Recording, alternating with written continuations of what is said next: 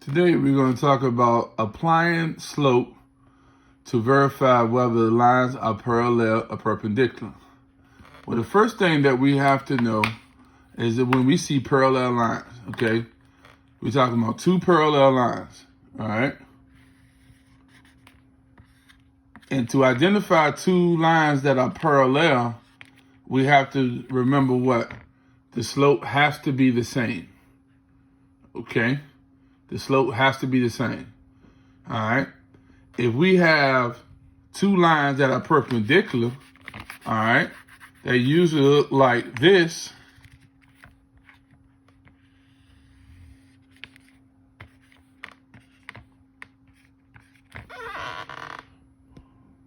Okay? They will have the opposite reciprocal or flip the slope, okay? So for example, if you see here, opposite reciprocal, all right? So it's saying if the slope is -8/7, then it becomes 7/8. So you flip. So what I'm gonna say is you're gonna flip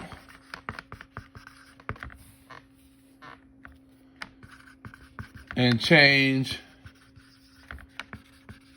the sign. Okay? So we're gonna flip and change the sign, okay?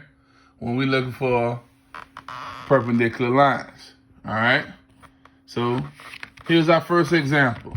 It says if the slope is determined to determine if line AB and line CD are parallel, perpendicular, or neither. Okay?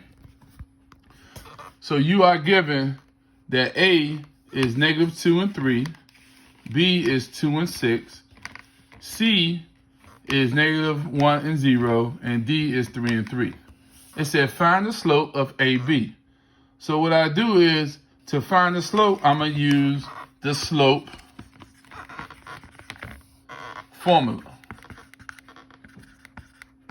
And we know that that is y2 subtract y1 over x2 subtract x1.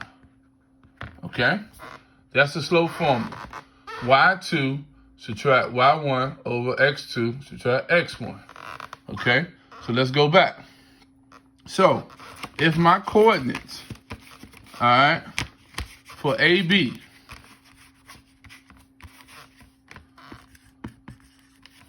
is A is -2 and 3, and B is 2 and 6. All right. This side here will be my X, and this side will be my Y. Okay. This would be my X1, and this would be my X2. All right. And this would be my Y1 and my Y2. So if I put it into the formula, okay, so my Y2 would be 6, subtract my Y1 would be 3, subtract my Y2 would be 2, and my Y1 would be -2, okay? So once I do the math,